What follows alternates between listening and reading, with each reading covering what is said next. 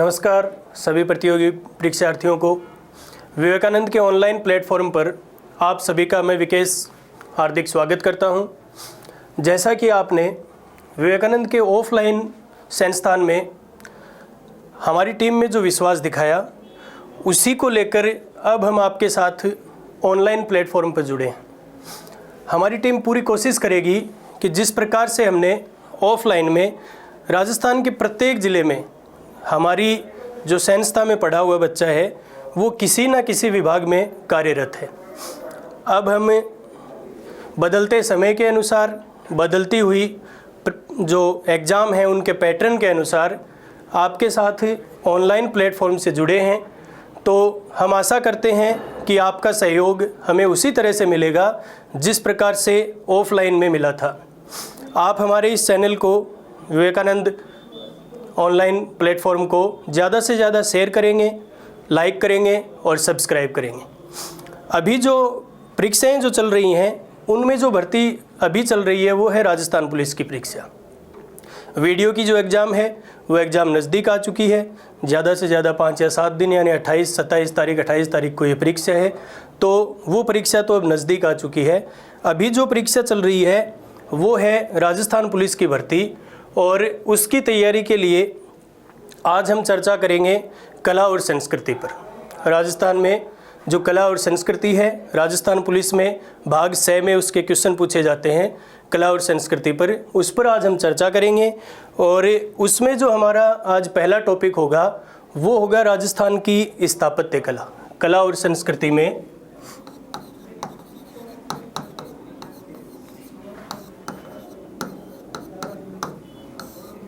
स्थापत्य कला आज हमारा टॉपिक है। स्थापत्य कला एक बड़ा टॉपिक है। इसमें स्थापत्य से आशय है कि भवन निर्माण, जो भी भवन निर्माण का कार्य है वो स्थापत्य में शामिल होता है। भवन निर्माण में यदि हम शामिल करें तो दुर्ग हैं, मंदिर हैं, मस्जिद हैं, बावड़ी हैं, छतरी हैं, यानी जो भी इमारतें हैं वो सभी स्थापत्य कला में शामिल होती हैं। स्थापत्य का से भवन निर्माण से माना जा सकता है। और स्थापत्य में जो शामिल होता है वो है दुर्ग स्थापत्य, यानी जिन्हें किले या गढ़ के नाम से भी जान सकते हैं। इसके अलावा इसमें मंदिर स्थापत्य, इसी में मस्जिद स्थापत्य, इसी में महल, इसी में छतरी, इसी में बावड़ी आदि सभी स्थापत्य कला में शामिल की जा सकती हैं। और इसमें जो पहला भाग है वो है दुर्ग स्थापत्य। स्थापत्य कला का जो पहला भाग है वो हमारा दुर्ग स्थापत्य है। इसकी यदि हम बात करें तो मनुष्य का जो आरंभिक जीवन था वो स्थायी जीवन नहीं था। हमारा आरंभिक जीवन स्थायी जीवन नहीं था। मनुष्य एक जगह रहता, उसकी आवश्यकताओं की पूर्ति होती, और जैसे ही वो आवश्यकताओं की पूर्ति होनी बंद हो जाती, कम हो जाती, तो वहाँ से अपना सामान उठाता और दूसरी जगह चला जाता। यानी एक घुमक्कड़ जीवन व्यतीत कर रहा था। जैसे ही आवश्यकताओं की पूर्ति बंद हुई तो आपका पुंगी पटारा उठाया और ले जाके दूसरी जगह टेक दिया। लेकिन एक सभ्यता है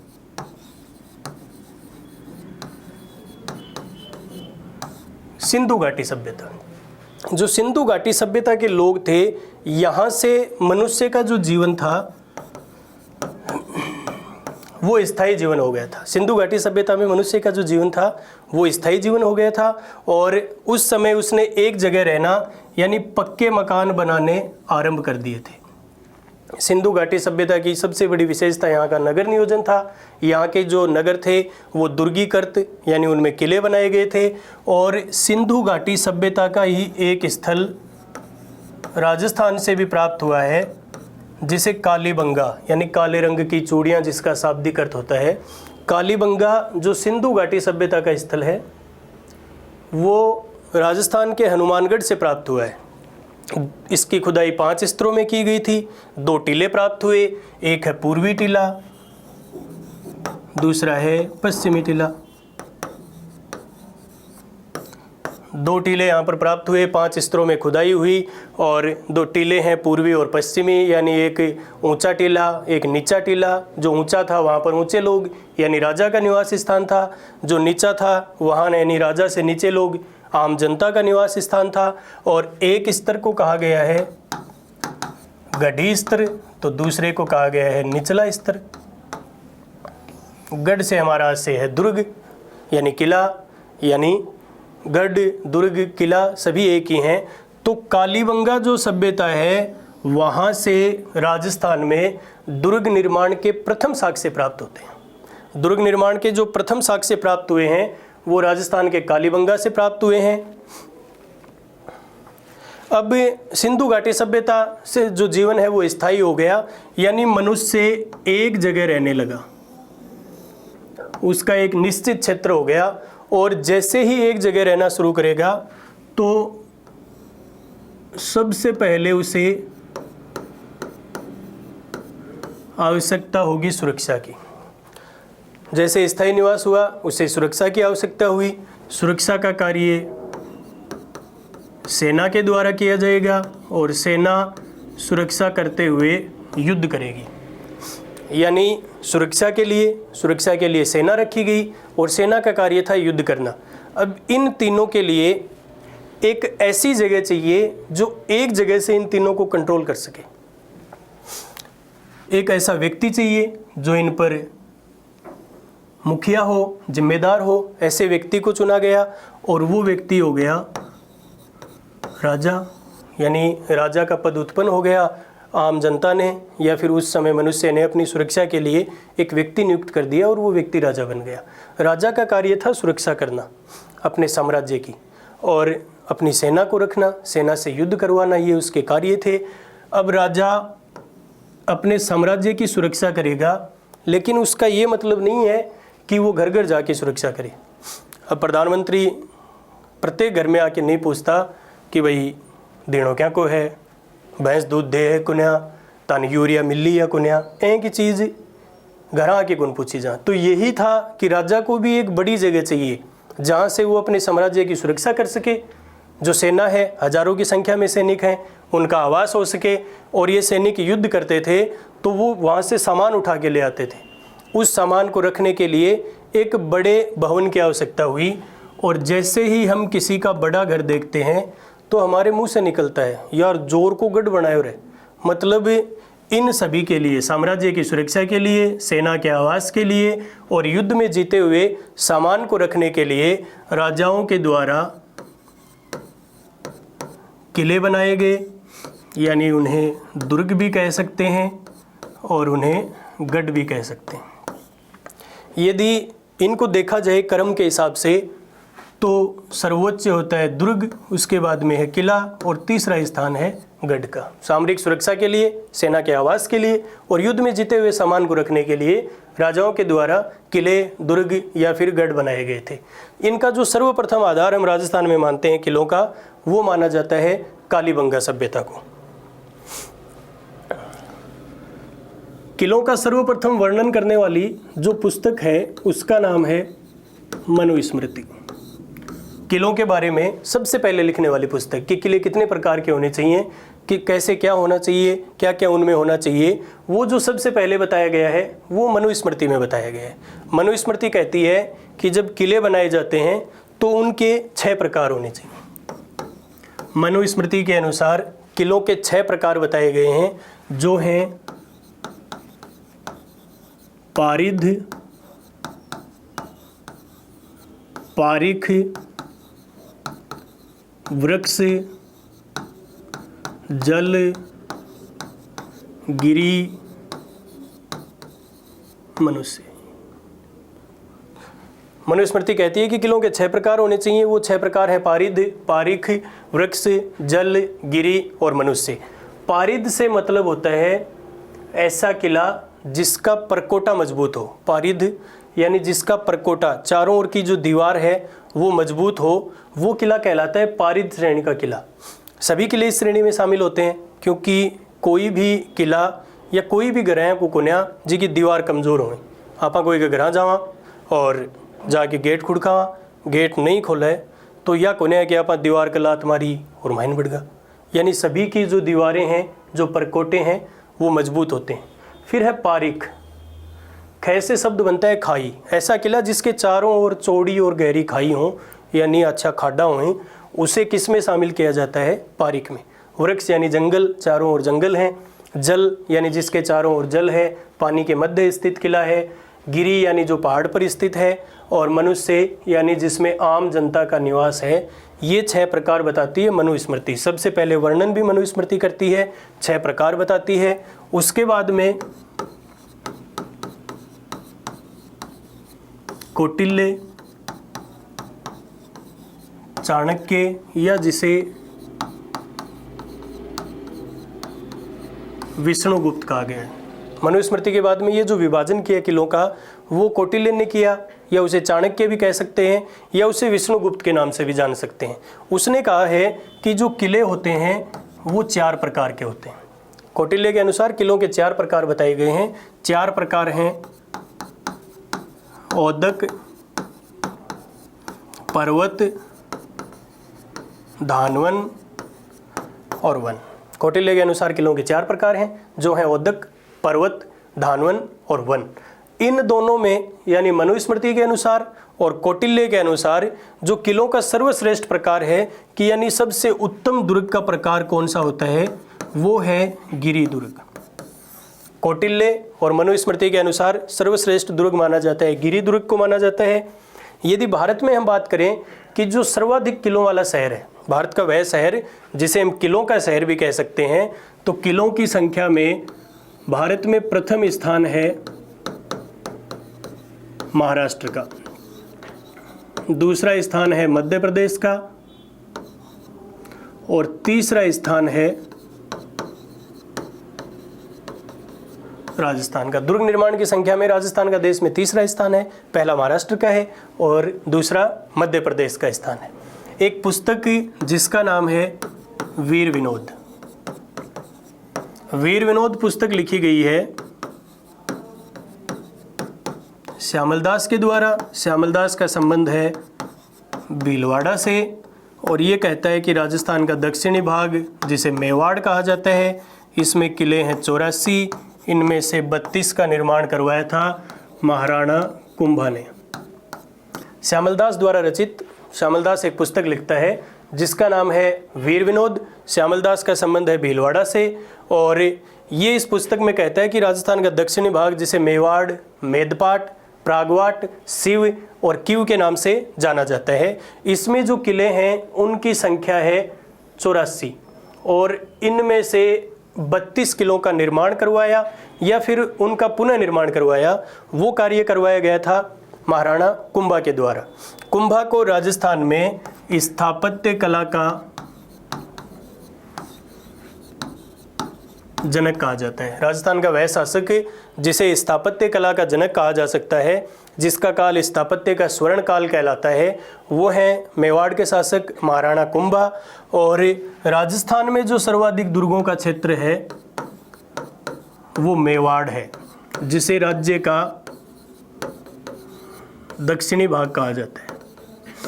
भारत में सर्वाधिक दुर्गों वाला राज्य है महाराष्ट्र और राजस्थान में सर्वाधिक दुर्गों वाला क्षेत्र है मेवाड़, जो राज्य का दक्षिणी भाग है।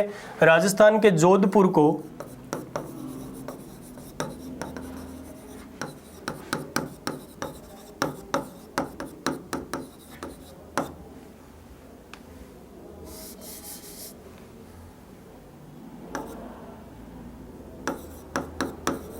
राजस्थान का जोधपुर जिला, जिसे किलों का शहर कहा जाता है, इस उपनाम से जाना जाता है। जब जागीरदार लोग अपने यहाँ किले बनाते थे या निर्माण कार्य करते थे तो वो उसका कर आम जनता से लेते थे। जागीरदार दुर्ग निर्माण के समय आम जनता से कर लेता था, जिसे कमठा लाग के नाम से जाना जाता है। दुर्ग निर्माण के समय लिया जाने वाला कर कमठा लाग कहलाता था। प्रत्येक कार्य पर जागीरदार आम जनता से कर लेते थे और दुर्ग निर्माण के समय भी वो एक कर वसूल करते थे, जिसे कमठा के नाम से जाना जाता है। भारत में सर्वाधिक दुर्गों का जो राज्य है वो महाराष्ट्र है, दूसरा स्थान मध्य प्रदेश का है और राजस्थान को जो स्थान है वो है तीसरा स्थान। भीलवाड़ा के एक व्यक्ति हैं जिसका नाम है श्यामल दास। उन्होंने एक पुस्तक लिखी जिसका नाम है वीर विनोद। वो कहता है कि राज्य का जो दक्षिणी भाग जिसे मेवाड़ के नाम से जाना जाता है उसमें किलों की संख्या है 84। इनमें से 32 महाराणा कुंभा ने बनवाए थे। उन्हें स्थापत्य कला का जनक कहा जाता है राजस्थान में।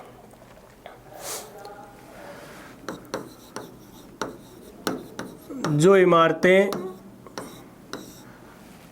निर्माण से लेकर आज तक ठीक ठाक अवस्था में रहती हैं उन्हें यूनेस्को अपनी एक सूची में शामिल करता है जिसे विश्व धरोहर सूची के नाम से जाना जाता है।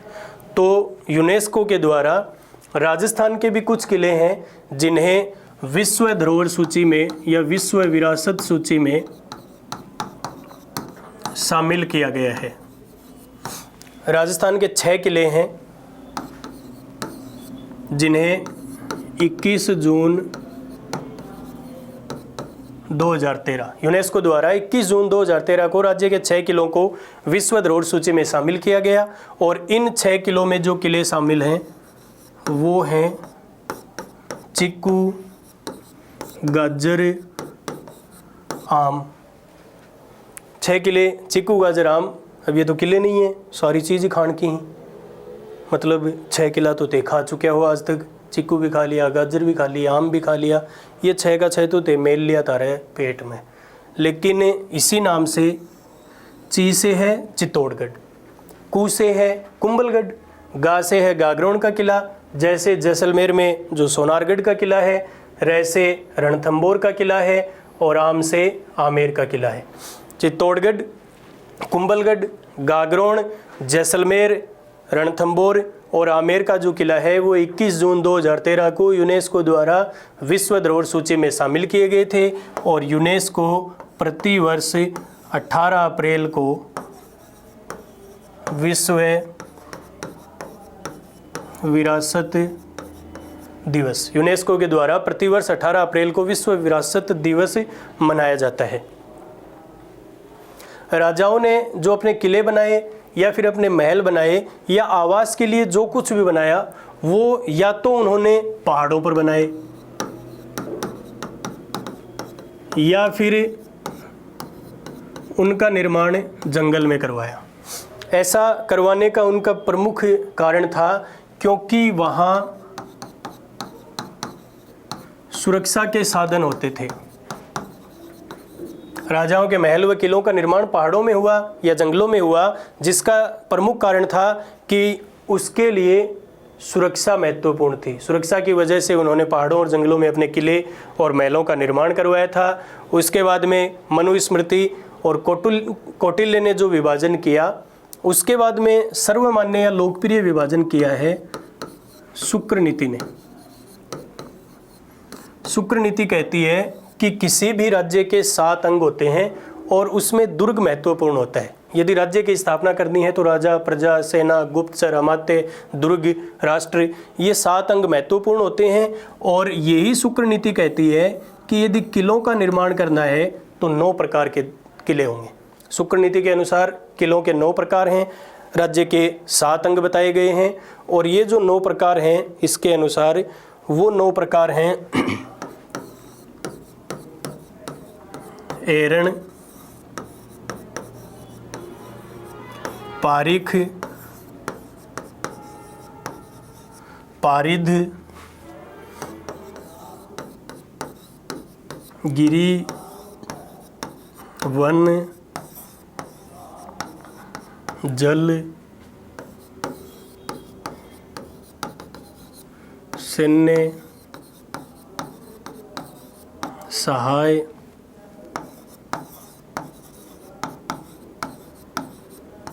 धानवन।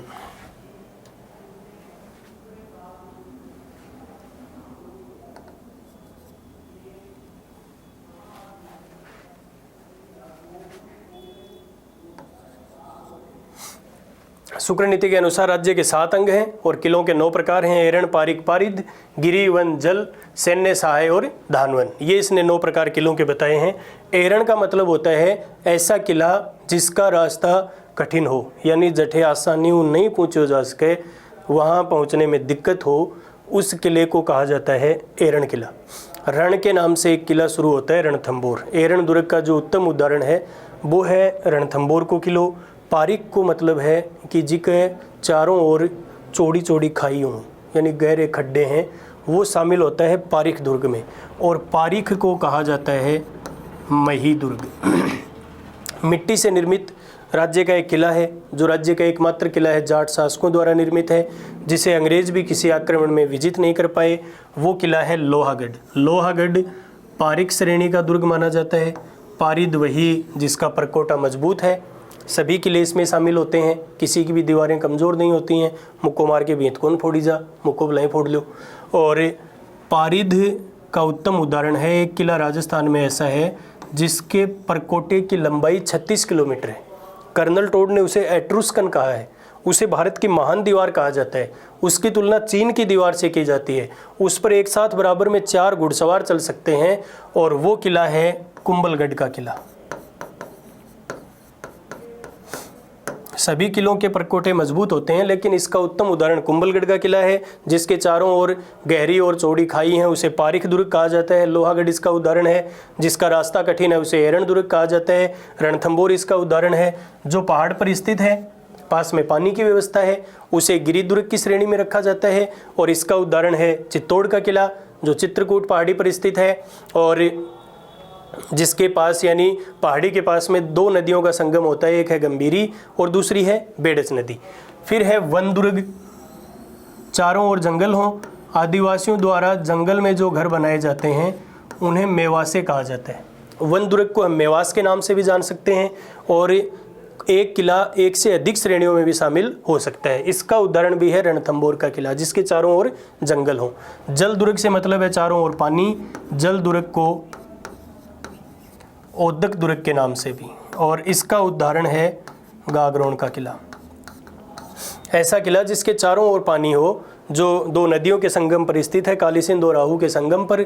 और वो किला है गागरोन का किला। सैन्य का मतलब है ऐसा किला जिसमें वीर सैनिकों का आवास हो। राजस्थान का वह किला जिसमें वीर सैनिक थे, जैसे जयमल फत्ता, गोरा बादल, कल्लाजी राठौड़, बाघ सिंह रावत आदि का संबंध चित्तौड़ के किले से रहा। तो जो चित्तौड़ का किला है वो सैन्य दुर्ग की श्रेणी में भी शामिल हो सकता है।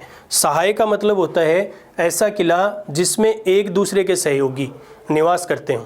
राजस्थान ऐसा किला जिसमें एक दूसरे के सहयोगी यानी भाई जैसे लोगों का आवास हो, उसे सहाय दुर्ग कहा जाता है। और ऐसा संभव नहीं है, क्योंकि हजारों की संख्या में लोग आवास करते थे। अब तारपरी लेके देख लो, राजस्थान पुलिस की परीक्षा दी, रिजल्ट आयो, रिश्तेदार फ़ोन करेंगे कि रिजल्ट के रियो भैया देखोगा कि ते चावा बा होगी, तो रिश्तेदार कहो फैलोगो। मतलब सहयोगी तो 5 आदमी है, वो ही नहीं है एक दूसरे के। तो सहाय दुर्ग का उदाहरण राजस्थान में नहीं पाया जाता है। धानवन का मतलब है कि जिसके चारों ओर मरुस्थल हो, मरुस्थल के मध्य स्थित किला। और इसका उत्तम उदाहरण है सोनारगढ़ जैसलमेर का किला। चित्तौड़ का जो किला है वो एक श्रेणी को छोड़कर, धानवन को छोड़कर दुर्ग की सभी श्रेणियों में शामिल होने वाला किला है चित्तौड़। लेकिन राजस्थान में सहाय श्रेणी के दुर्ग नहीं पाए जाते। राजस्थान में कौन सी श्रेणी के दुर्ग नहीं पाए जाते? सहाय श्रेणी के दुर्ग नहीं पाए जाते। कई जगह बताया गया है कि जो रिहायशी किले हैं, आवासीय किले हैं, लिविंग फोर्ट हैं, उन्हें सहाय दुर्ग मान सकते हैं। और लेकिन ऐसा नहीं है, आवासीय किला और सहाय दुर्ग तो अलग अलग हैं। अब ये शुक्र नीति कहती है कि किलों का जो सर्वश्रेष्ठ प्रकार है, शुक्र नीति के अनुसार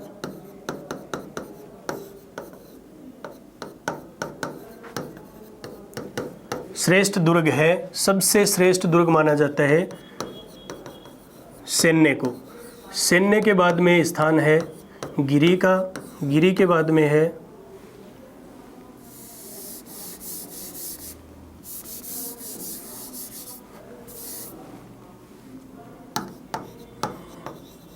सैन्य, गिरी, जल और धानवन। शुक्र नीति के अनुसार सर्वश्रेष्ठ दुर्ग जो माना जाता है वो सैन्य दुर्ग है। यदि सैन्य नहीं है तो उसके बाद में दूसरा स्थान है गिरी का, तीसरा स्थान है जल दुर्ग का और चौथा स्थान है धानवन यानी मरुस्थल में रहने जो स्थित दुर्ग है उसका। कौटिल्य और चाणक्य के अनुसार जो सर्वश्रेष्ठ दुर्ग था वो था गिरि दुर्ग, और शुक्र नीति के अनुसार सर्वश्रेष्ठ दुर्ग माना जाता है सैन्य दुर्ग।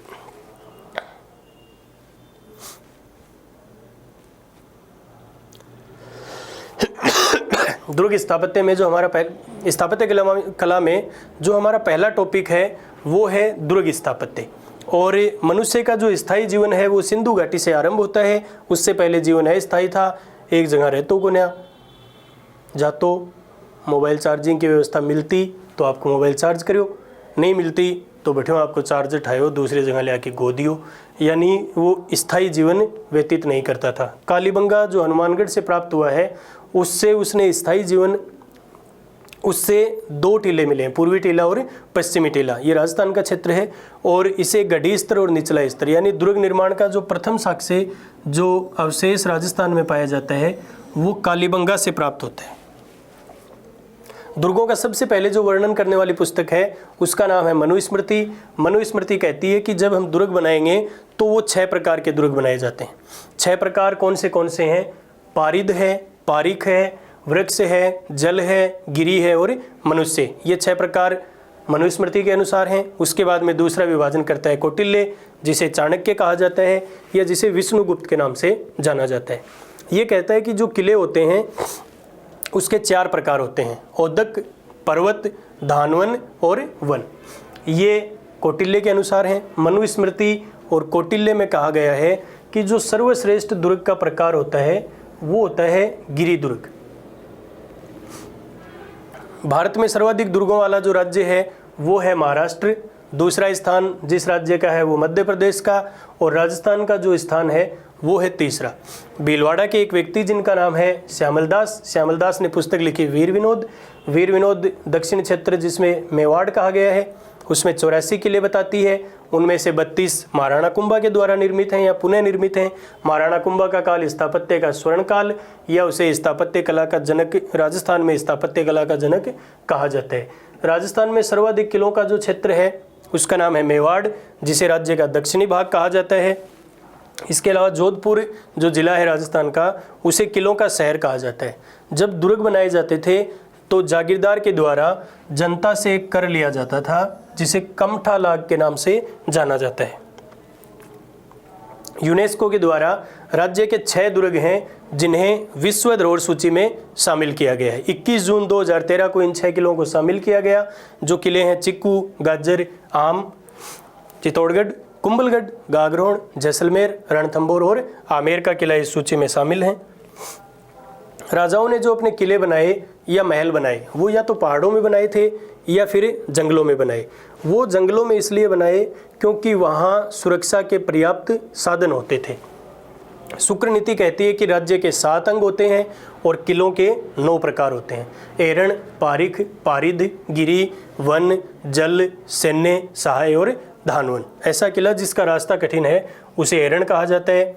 चारों ओर चौड़ी और गहरी खाई हैं उसे पारिख कहा जाता है। जिसका परकोटा मजबूत है उसे पारिद कहा जाता है। पारिद का उदाहरण है कुंभलगढ़, पारिक का है लोहागढ़, एरण का उदाहरण है रणथंभौर, सवाई माधोपुर।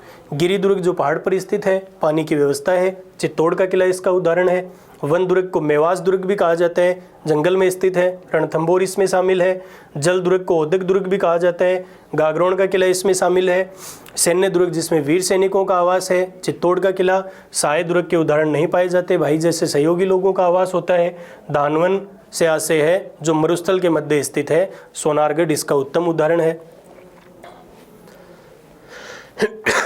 शुक्र नीति के अनुसार जो सर्वश्रेष्ठ दुर्ग होता है वो है सैन्य दुर्ग। उसके बाद में दूसरा स्थान है गिरि दुर्ग का, तीसरा है जल का और चौथा है धानवन दुर्ग का। दुर्ग से संबंधित जो अन्य तथ्य हैं जैसे पासीब, साबात, रेकला। पासीब से मतलब होता है कि दुर्ग ऊंचाई पर स्थित होते थे और वहाँ बराबर पहुँचने के लिए, उस पर आक्रमण करने के लिए एक चबूतरा बनाया जाता था। दुर्ग की दीवारों पर आक्रमण करने के लिए एक चबूतरा बनाया जाता जिसे पासीब के नाम से जाना जाता है। साबात का मतलब होता है कि जो आक्रमणकारी है वो दुर्ग के नज़दीक पहुंचने के लिए या तो गाय के चमड़े से या भैंस के चमड़े से या अन्य जो पशु हैं उनके चमड़े से एक विशेष प्रकार का रास्ता बनाएगा। गाय भैंस आदि के चमड़े से ढका हुआ दुर्ग के नज़दीक पहुंचने का विशेष प्रकार का रास्ता साबात कहलाता है। और रेखला का मतलब है, अपनी भाषा में कहा करें रेखड़ो, मतलब कोई भारी चीज़। तो इसका मतलब है ये तोप होती थी और ये तोप होती थी भारी। इन्हें एक स्थान से दूसरे स्थान पर ले जाने के लिए हाथी और घोड़ों का प्रयोग किया जाता था। दुर्ग की भारी तोपें जो एक स्थान से दूसरे स्थान पर जाने के लिए हाथी घोड़ों का प्रयोग करते थे, उन्हें रेखला कहा जाता है। और इसका उत्तम उदाहरण तोप मानी जाती है जयबाण तोप। जयबाण तोप को रणभंगा तोप के नाम से जाना जाता है। इसका निर्माण 1720 में जयगढ़ दुर्ग में तोप ढालने का कारखाना, जिसे सिंहल खाना के नाम से जाना जाता था, उसमें सवाई जयसिंह के द्वारा इसका निर्माण करवाया गया था। इसकी जो मारक क्षमता है वो है 22 मील, लगभग 33 किलोमीटर के आसपास। यह पहियों पर खड़ी हुई एशिया की सबसे बड़ी तोप है, जिसे पहियों पर रखवाने का कार्य राम सिंह द्वितीय ने किया। पहियों पर खड़ी एशिया की सबसे बड़ी तोप है जयबाण तोप, जिसे राम सिंह द्वितीय ने पहियों पर रखवाया था। जयबाण को आज तक एक बार ही चलाया गया। यह जयपुर से चली। इसका गोला चाकसू आकर गिरा और उस गोले से एक तालाब बन गया, गोलेराव तालाब। जयबाण तोप से निर्मित तालाब का नाम है गोलेराव तालाब। पासीब से हमारा आशय है दुर्ग पर आक्रमण करने के लिए जो ऊंचे चबूतरे बनाए जाते थे उन्हें पासीब कहा जाता है। साबात से हमारा मतलब है कि चमड़े से ढके हुए विशेष प्रकार के रास्ते जिनसे दुर्ग के नज़दीक पहुंचा जाता था वो साबात कहलाते थे। और रेखला ये भारी तोपें हैं जो एक स्थान से दूसरे स्थान पर ले जाने के लिए हाथी घोड़ों का प्रयोग होता था।